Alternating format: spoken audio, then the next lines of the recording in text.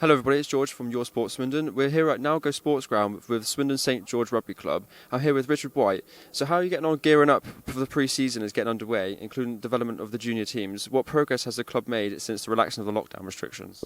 Yeah, everything's been going all right. We've been taking it one step at a time. Obviously, the whole lockdown scenario wasn't ideal for anyone. It did put a lot of our plans temporarily on hold. For example, the school's community engagement program had to be put on hold, but we haven't took our foot off the gas or anything like that. We've kept pushing forward. As a result of it, with our extended work in the community, we've managed now to get our under 9s, our under 10s, our under 12s and our under 13s youth teams up and running. Their first scheduled training session should be within the next 2 to 3 weeks. For each of the age groups as well, we're looking at around 9 or 10. So for a maiden voyage, as it were, it's a massive start for the club. And have you seen the same amount of interest in the relaunch of the wheelchair team, PDRL and LDRL? To be honest with you, the wheelchair team, that came from a conversation with Tony Ellis. Tony was the former chairman of Swindon St George Rugby League. A few years into his tenureship, he then set up the wheelchair team, and it was really successful. Off the back of the previous team, I think we had 2 or 3 England internationals that played out of it.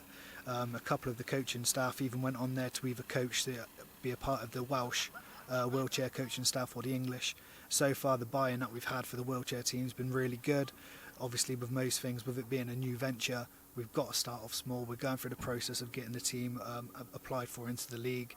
After various conversations with the RFL, they are extremely keen to get us back involved. Same with the PDRL and the LDRL, with the physical disabled team and the learning difficulty team. It's a new process, it's a new venture for the club. We've started with the basics. We've got a really good off-field core team together, so that the whole staff, that they're all looking forward to it. We've made some big inroads with some of the local charities and sports groups, inclusion groups within Swindon, and they're more than keen to get on board with us with the projects as well. So it's all looking really good at the minute. And how is the overall mood of the club? Yeah, to be fair, I've not seen the atmosphere around this club like this for a while. There's a massive buzz. Everyone's keen to get involved. You've only got to look at the last 2 training sessions. We're averaging around 26 people per session. That's not even including the players that we know aren't around yet either. We've got quite a lot of lads who are based up north because of the pandemic that moved back close to their families. And also that's not including any of the rugby union boys.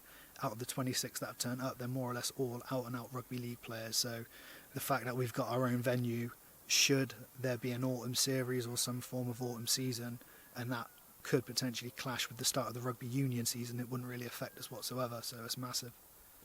And finally, can you shed some light on the big news that was mentioned on social media? Nah, unfortunately, as much as I want to, I can't really say too much about it. It's still early doors, but all I can say is it's massive for the club. And is anything you'd like to add? Nah, everyone just stay safe, stay well, and hopefully see you all pitch side when this all blows over.